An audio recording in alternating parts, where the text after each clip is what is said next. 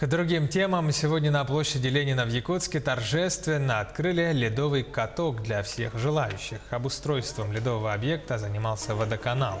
Рядом будут расположены кофейня и прокат коньков.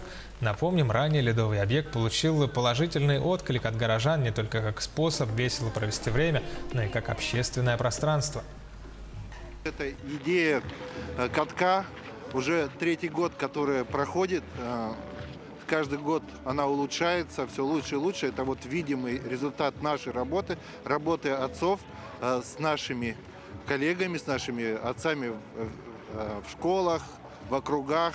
То есть мы делаем все для того, чтобы наши горожане чувствовали себя как дома, могли прийти и отдохнуть от своих повседневных забот, подышать свежим воздухом с помощью нашего катка.